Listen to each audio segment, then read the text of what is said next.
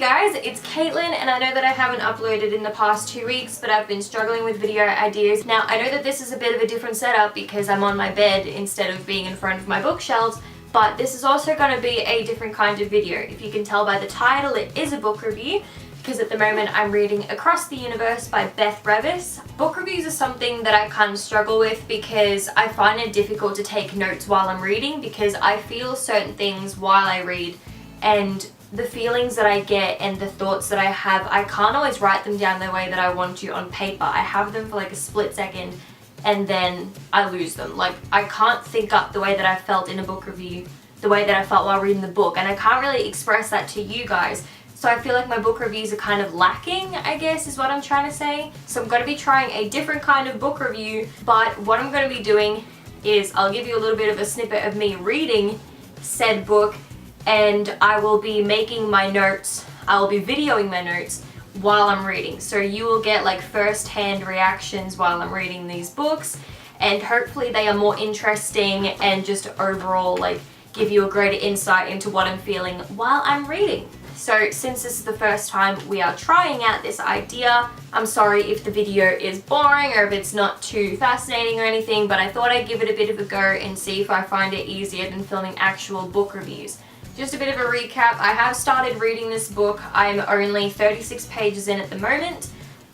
So far we've just got a couple of point of views from Amy and Eldest. So Amy has just been frozen along with her parents, and Elder is Elder. He's just like, he's finally gonna get trained the way that he wants to get trained, and nothing's really happened yet, so I can't really make any commentary. There will probably be spoilers in these kinds of book reviews because I will be doing...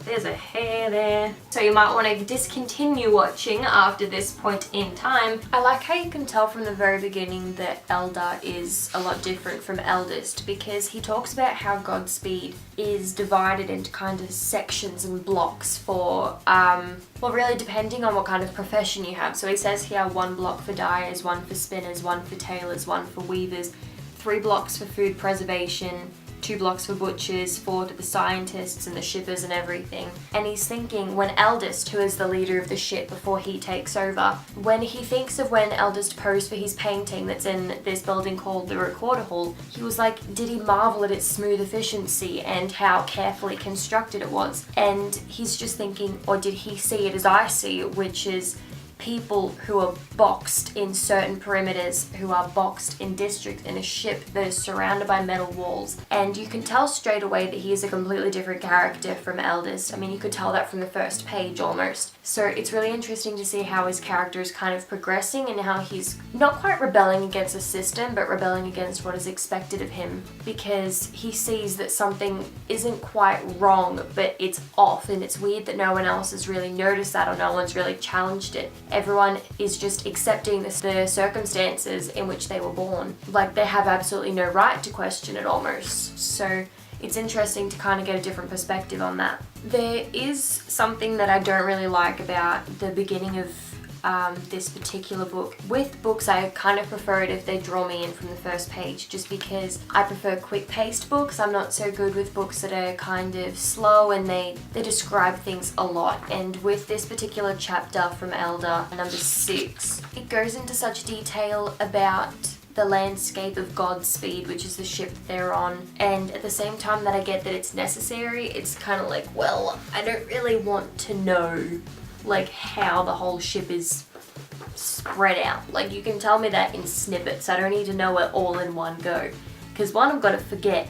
and 2, I don't really care right now. Like, I just want to know what's gonna happen to Amy. Like, why would they put her point of view in from the beginning if something wasn't gonna happen? There's something pulling at my brain right now that was triggered by a sentence here, that they've been lying about the destination date that they will arrive on this Centauri Earth, on the new Earth. It was supposed to take 301 years, and apparently they're only 49 years away from it. But there's something making me think that they're lying about that date, because they lied about the 300 years in the beginning because there was a delay for a whole year. When Elder says, I want to touch it as well as in a model of Centauri Earth, but it's too high up. Centauri Earth always seems to be beyond my reach. Is that kind of like hinting at what's gonna happen? Like a bit of foreshadowing in here maybe?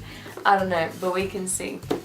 Oh, this makes me laugh how they talk about floppies. I get that they're actually like really futuristic technology because they actually flop. It's like that magic pencil thing when you try and shake it and it moves. That's what I imagine when it's this, because it's this like floppy disk that wiggles. But whenever they say floppies, I just think of the really old floppy disks that you used to plug into the computers instead of like a USB or something. It's taking me forever to get through this book because I'm working a lot.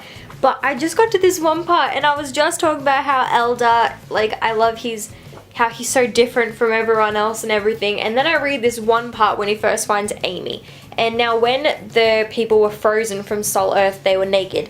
So when he finds her, she is naked and he's like, my eyes devour her body, then drift back to her breasts. The ice is a little foggy there, teasing me, but I can see enough to know they're lush. And even if they're frozen, I imagine that if they were warmed up. And I'm like, okay, no, I was wrong. You were totally like every other teenage boy out there. But like, at least Amy is actually like, their storylines are mingling now, because I was wondering how long it would be until they actually like spoke to one another. And yes, she is still frozen, but you know, we'll see. We're getting there.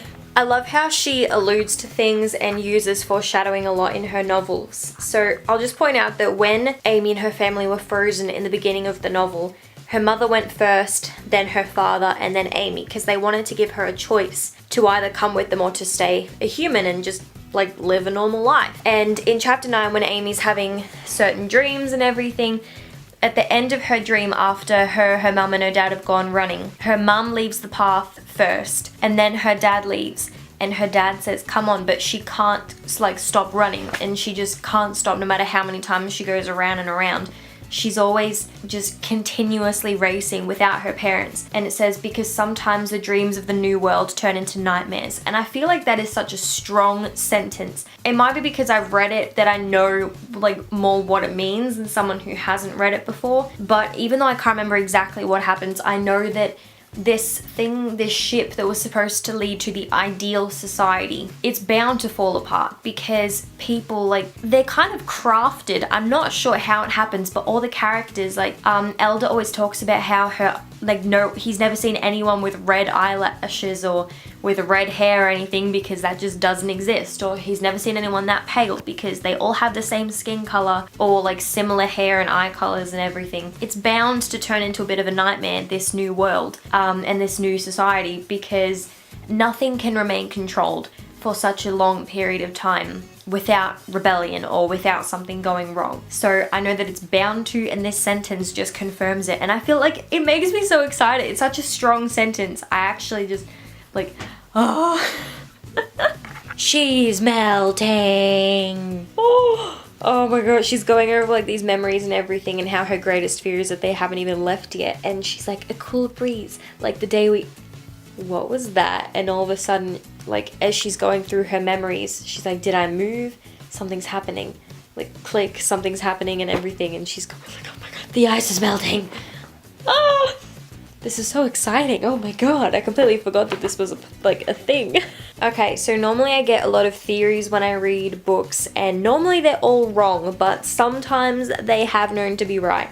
And this may just be a hunch from me reading it a little while ago. When Elder and Doc are out the front of the hospital in chapter 12, Orion, who is a recorder, calls out to them saying hello, and Doc just, like, it says his face whitewashed. Are you sure that's a recorder? And as soon as Elder confirms that it's Orion, the Doc sags and he says, his voice reminds me of someone that I used to know. He goes, hey Orion, do you think you could let us into the recorder hall? As in like where all artifacts from Sol Earth and everything is. It's kind of the school grounds, I'm guessing. And it says, but Orion doesn't step out of the shadows. And it's that one little snippet there that it has me thinking, because Elder was not supposed to be the elder of his age group. There was one before him, but apparently he died. But at the same time, things kind of get all sketchy when he's brought up in a conversation, and eldest is just like, oh, I told him too much too soon.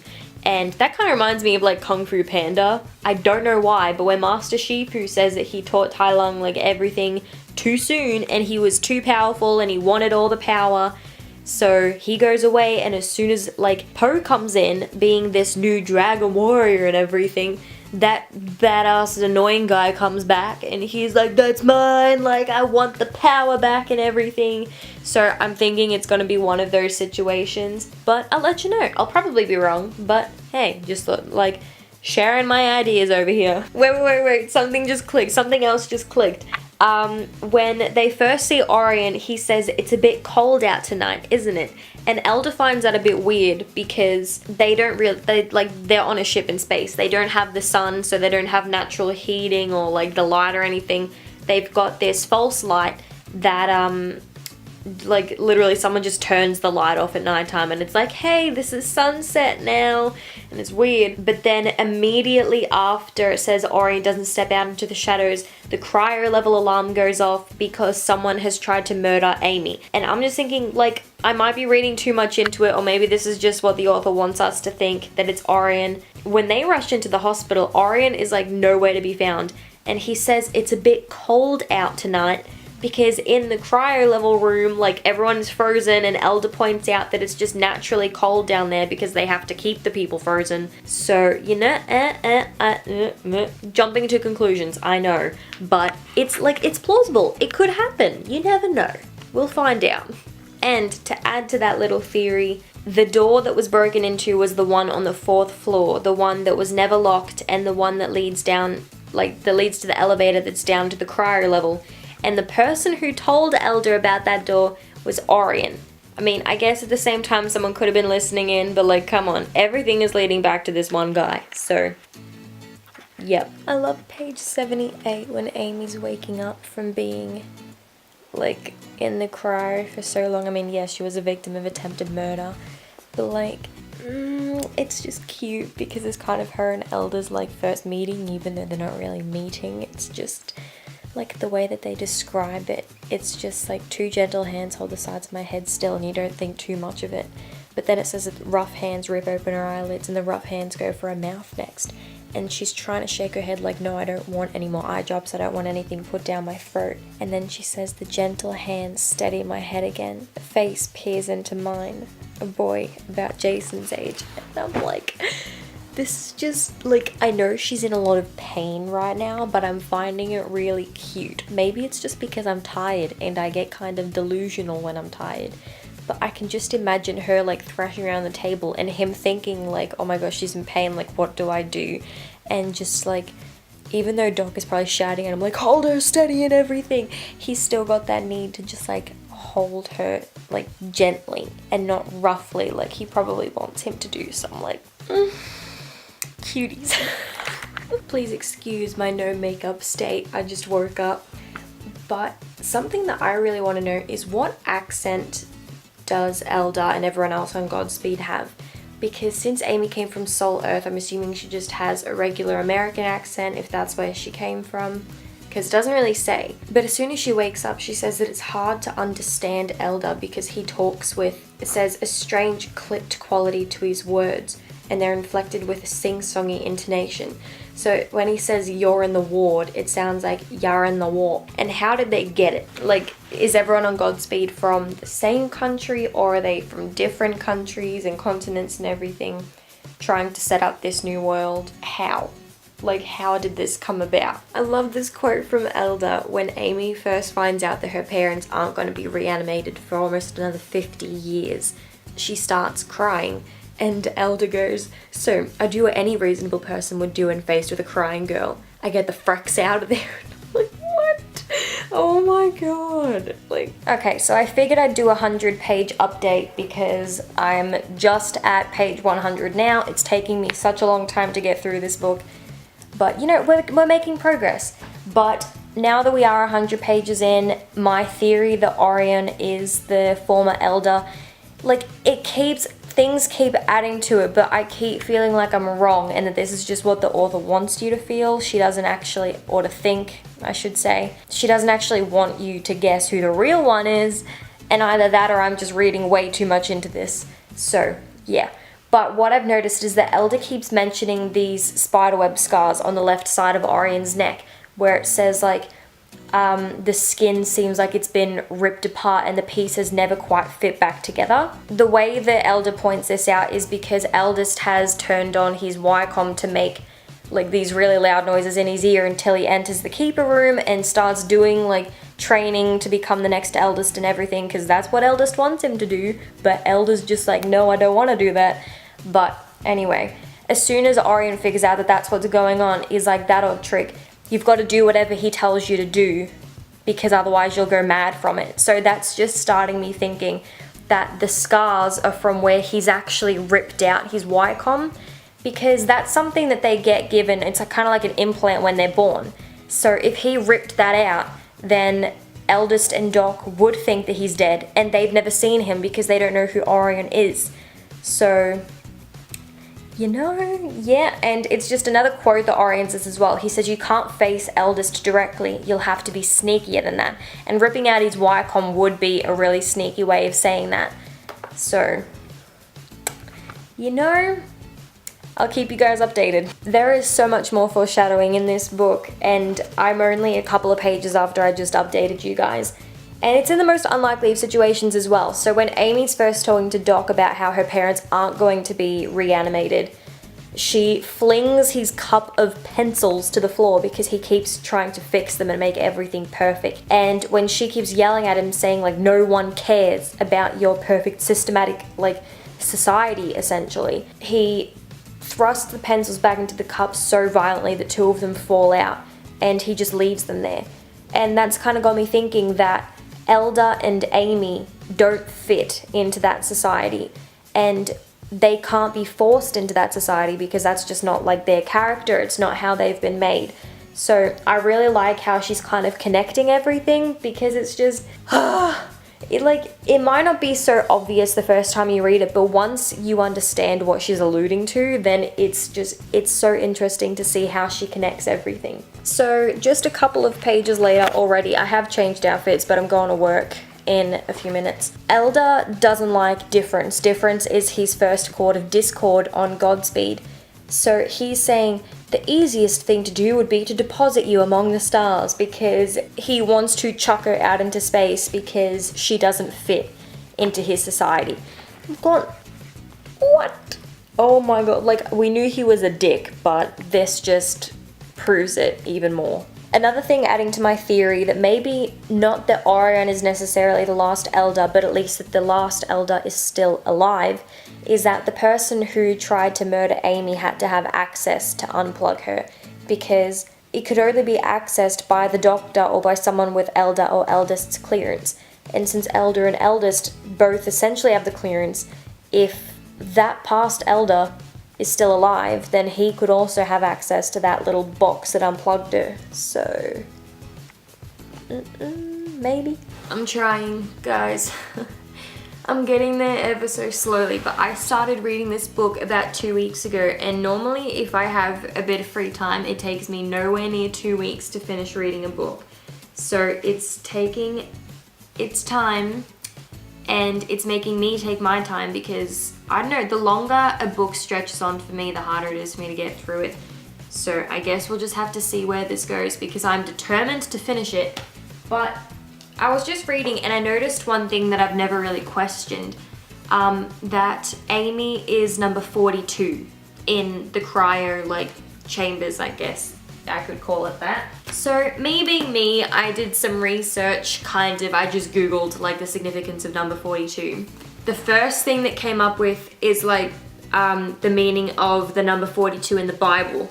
And apparently 42 is a number with a direct connection to the coming Antichrist. I get that 42 in the Bible, if it's being associated with the Antichrist, it's a bad thing, number 42. But if in across the universe, Elder and Eldest, they are kind of like the gods of the ship, because they are the leaders. So if number 42 is the Antichrist, then that means Amy is the Antichrist, and she's like the devil according to Elders, because she is trying, even if it's unintentionally, to tear down what he's built. So I actually do get that whole Antichrist reference. And the other thing that I found was in Douglas Adams' The Hitchhiker's Guide to the Galaxy. It says the number 42 is the answer to the ultimate question of life, the universe, and everything. So I feel like this might more kind of apply to Elder, but I don't see the relevance of this one as much as I see it to the Antichrist. But I guess as we go along, it might make a bit more sense. So we'll keep reading, and I'll update you guys on if I find anything else out about number 42. Honestly, I'm actually kind of amazed at how much like thought has gone into the planning of this novel. I mean, I know that when you're gonna actually write a book, you do have to plan everything because you don't really want there to be any little loopholes or anything that goes wrong with the plot itself.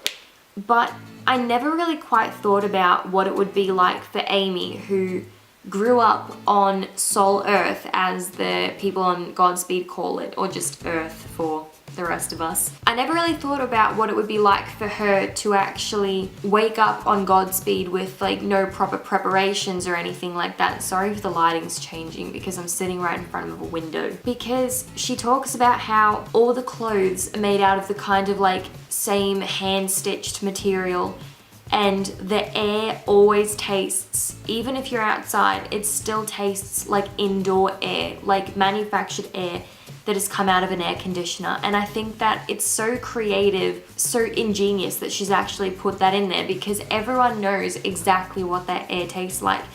And I think that makes us as readers think about how we take for granted the experience to step outside and actually just take a breath of fresh air, because on Godspeed, fresh air doesn't exist. I don't know, it's just weird for that, because we always have soil and we always have fresh air, but over there they have manufactured air that's been reused for centuries, and instead of having soil, she says they have some sort of rubbery plastic. I don't know, I'm kind of at a loss for words about how I feel about this, but I'm liking it. I really like her descriptions and I like her use of literary devices, and I'm really hating that I'm picking those up now because, oh god, the amount of times I had to think about literary devices in year 12, and I don't have to think about them anymore, but it's all I can think about. So something else that I've noticed is the difference between the way that Elder and Amy describe the size of Godspeed. Elder describes it as this thing that's absolutely massive,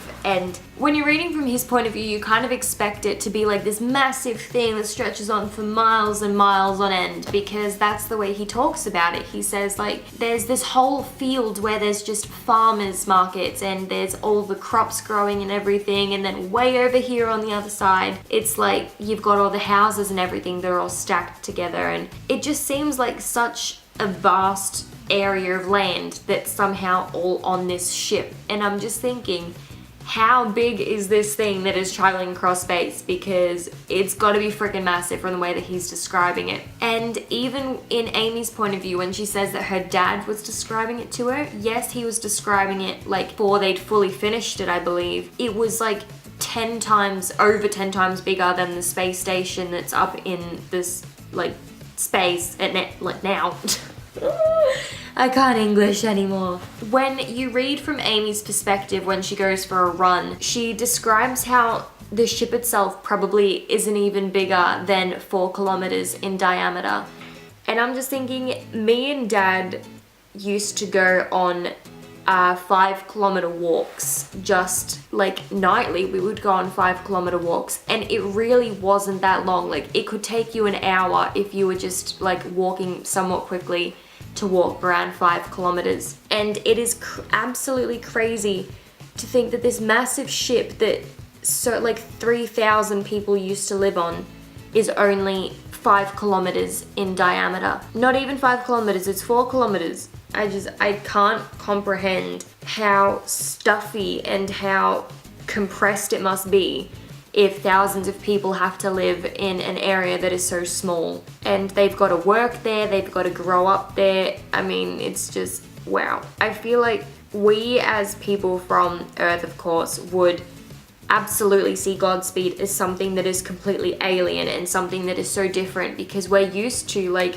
our freedom and like the vast expansiveness of the world and everything, and then here we are getting told about Godspeed that's only 4 kilometers, and that is this, like, it's their life. The people on this ship, that is all that they ever know. They don't know anything about the earth. They don't know anything really about history because they don't value that information. All they're thinking is, oh yeah, we're born on this ship and we're gonna die on this ship because we're just not part of the generation who's actually gonna make it to the new planet. I feel like I'm completely stretching it with some of like the things that I'm coming up with, but it's just, I'm so used to doing it now from school that it's just kind of second nature. And one thing that's really standing out to me right now is that when Amy points out how different she is from the rest of the population, she says, I'm from another world.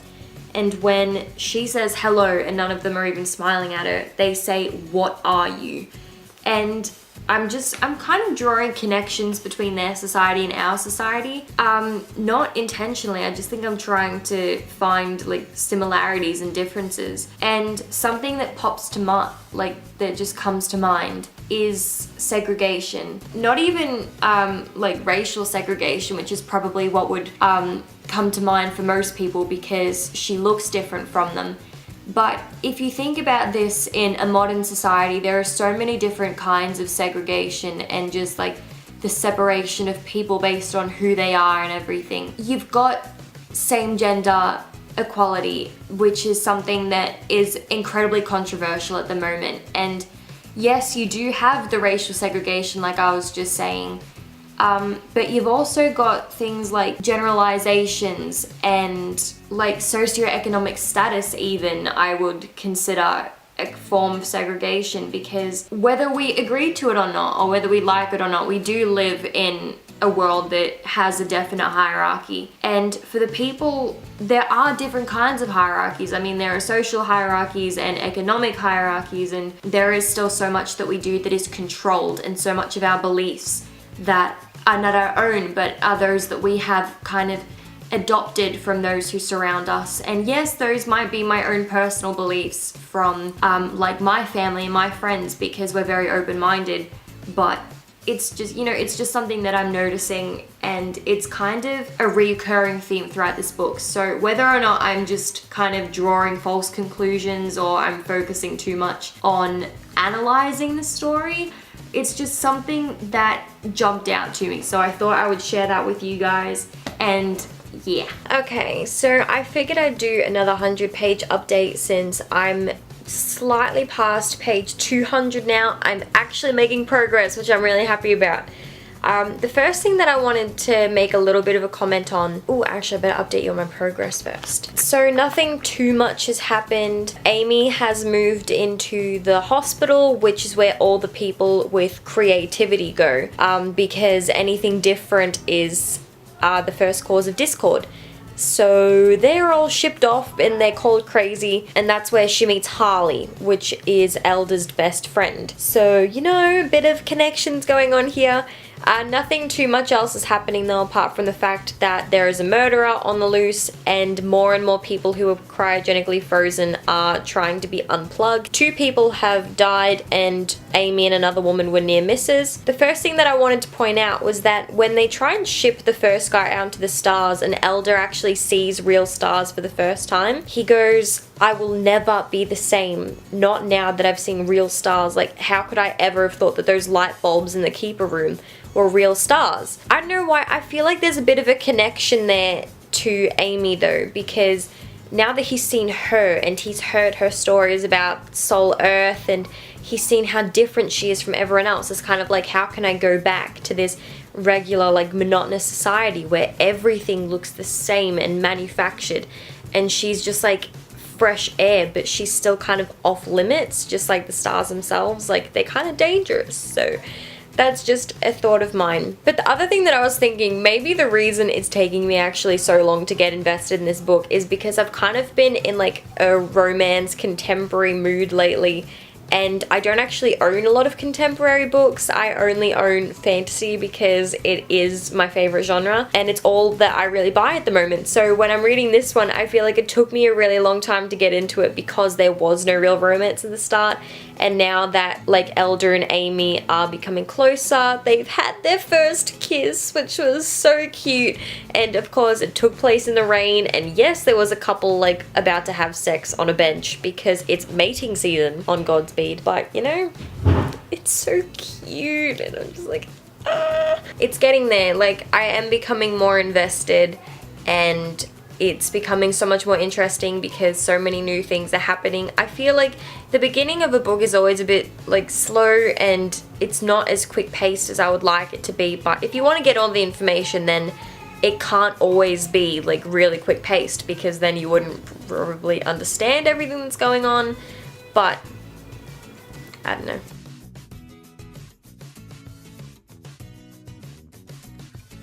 I completely forgot about this. Oh my god. Since it's mating season, everyone's just kind of like, hey, we need to buckle down and have some sex. And like, oh, I completely forgot that this was a thing in the book because we're reading and Amy and Harley are together and he's going like, wow, the light's really great out here. I wish I brought my paints. And she's like, I'll go back and get them. I'll be fine. And then she almost gets raped by these 3 guys and she's like, 2 of them have no idea what they're doing because they're just the mindless people. But the guy who's always been staring at her knows exactly what he's doing because he's like, he's not just an animal like everyone else. Like, he actually understands his actions, but he's still doing it anyway. And it's just like, what? Harley screaming out little fish, which is his name for her, and screaming out her name. And she's full on screaming his name, trying to get him to help her. Like, oh my god. Aw, his evil breaks because he smacked the guy with it really hard. Oh my god, and now he's pummeling the men with his fist. Baby!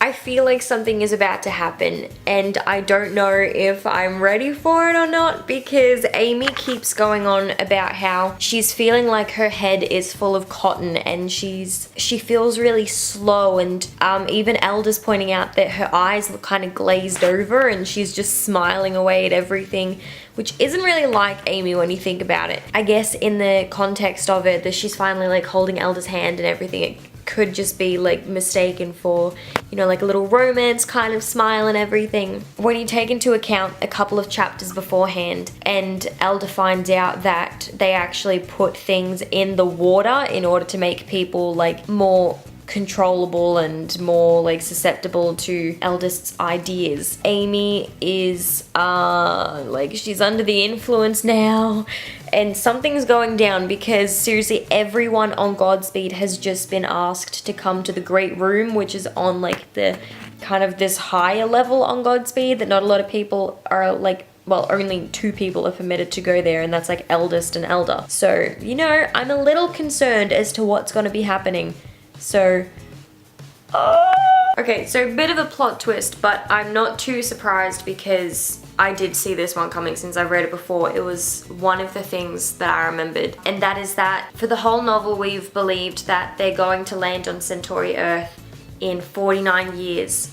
So just under 50 years. Now we're getting told that they're not going to land for another 75 years. So adding 25 years onto that time. I'm not too surprised, like I saw that it was coming, so I don't really know how I feel about that. But the one thing that I'm trying to remember is when Elder finally notices that Amy is acting like really weird. He's starting to see that like she's not feeling rage, she's actually acting the same as the feeders, and I'm just thinking, is it still the water that's up with her, or like what happens next? Because we don't have too long to go. So I'm just like, please ignore how disgusting I look, and I'm also really sorry if I'm talking quietly, but it is currently 1 o'clock in the morning. I just finished reading Across the Universe. I said that I was gonna finish it today, and I guess I kind of finished it the next day, but it's done nonetheless, and oh my god, like that ending, just, it was full on like climax, and then the my brain doesn't work this early in the morning. coming down thing in like the last 50 to 100 pages. I was right about Orion being the other elder, but I wasn't right about him being a somewhat decent guy, because he actually turned out to be a sociopath. And good thing, because Elder kind of froze him, and then the original Elder got killed by Orion because he dumped like pacifying drug all over him so that he just literally calmed himself to death. And I was like, what the hell? But then Harley, oh my god, no, I completely forgot that this happened to Harley. Like, as things were going on, and then as soon as he walked out of the great room during that first meeting that they had, I was like, I know that something's up with Harley. Like, I could remember that something was gonna happen, and I couldn't remember what it was, and he freaking committed suicide, and I'm like, no. I mean, he was obsessed with the stars, and it was all he wanted was to be closer to them. And he kept thinking that, like, because it had been 3 years since his girlfriend had committed suicide. He always references the, like, oh, maybe if she'd seen the stars, she wouldn't have taken her own life. Oh my god, like, it's just, the scene is so sad, and it's just so quick. It all happens so fast.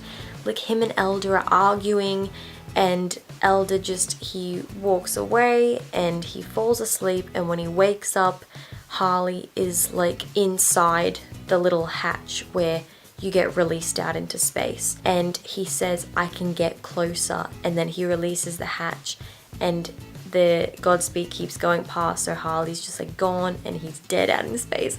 And I'm like, oh my god, like, no, it made me so sad. I'm like, I know that that was what he wanted, but still, and it only lasted a couple of pages, and it still made me so sad because I loved Harley so much. Like, I didn't even realize how much I loved him until he was gone. The other thing, the massive thing that I completely forgot, like, I was sitting here reading the book and I'm just like, what the hell? Like, no.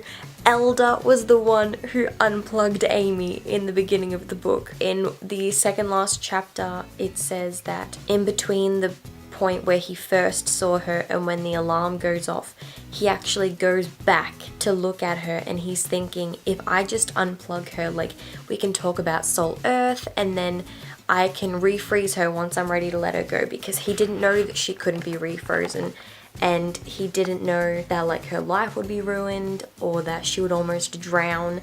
So he flipped the switch and unplugged her. Then he saw Orion in the back, and he, like, in that little chapter, he was like, I swear I didn't know it was him in the back. I didn't know that he was watching, so I just ran. And he ran out into the garden, and that was when that chapter starts, when Doc was like, hey, what are you doing here and everything. So now everything makes so much sense. And then, like, as soon as he told her, whenever he's just like, I knew that I couldn't tell her the truth. And I'm like, but he's going to, because he's trying to become a leader that doesn't lie. So of course he will tell her the truth. And she wasn't, like, she was mad in the beginning, and she did hit him, like, in the cheek. So he's gonna have a bit of a bruise, poor Elder. But when he keeps apologizing and says, I didn't mean it, like, I didn't know this would happen, she says, I know. And I'm like, oh god. She reaches behind her and he takes her hand, and she kind of shakes him off and just grabs his pinky like she used to do with her dad. And she goes like, oh, I wasn't ready for the whole thing, but maybe we can just start with a promise. And the last 2 lines in the book are her saying, will you stay with me? And he responds saying, always. And I think it's so cute, because not only is that just like the cutest thing I've ever read, but that is exactly what Elder said to Amy when he first became eldest. He said to her, will you stay with me? And she said, always. And I'm like, oh my god, like, this was exactly the kind of romance little thing that I needed. I need something that's like fantasy mixed with romance to kind of keep me going at the moment. And like, all I want to do is start book 2, but it's 1 o'clock in the morning and I have work. I definitely would recommend this book. I don't know about the whole series yet, since I haven't read the other 2. This is the second time that I've read Across the Universe. Like, a forewarning would be that yes, it does take a little while to get into it, but if you're someone who like likes reading the backstory and who likes getting all the facts before you really kind of delve into anything, then it's definitely the book for you. It's not too long before everything kind of gets underway. I don't know, I feel like it is pretty much a book for anyone because it's got the fantasy and it's got a bit of the crime and it's got the romance, definitely, but the fantasy is like the main part. So I would recommend, probably gonna give it like a 4 out of 5 stars. The one missing star would only be because of that beginning, just because of what I'm feeling like at this point in time, because I wanted a book that was a bit quick paced and this one wasn't exactly that. Anyway, if I don't have anything else to say, and this actually is the last video clip, 1, please excuse like the hair and the no makeup on the face. 2, I'm sorry if this is kind of like a really awkwardly structured video. I just thought that it might be easier to kind of vlog while I was reading instead of after I'm reading, because if I try and vlog like after I read, or even not a vlog, do a book review after I read, I kind of lose the emotion. Like even when I'm reading and something happens, I don't always get like so hyped up about it and being like, oh my god, like I need to talk about this in my book review. It's just kind of like, oh yeah, cool, I can talk about that in my book review. So I figured doing it while, like as soon as I read it, might give me a bit more emotion and make me seem a bit more alive. If you liked it, let me know. If you didn't, let me know that as well, because then I won't make any more. Give it a thumbs up if you enjoyed. Be sure to hit that button down below and subscribe, and I'll leave the link to all my links and also across the universe on Goodreads in case you want to go check out the blurb and that for yourself, even though if you watched this whole video you probably know what's happening. I really need to think of another way to end my videos instead of just saying my name again, because that's just kind of weird. Bye guys.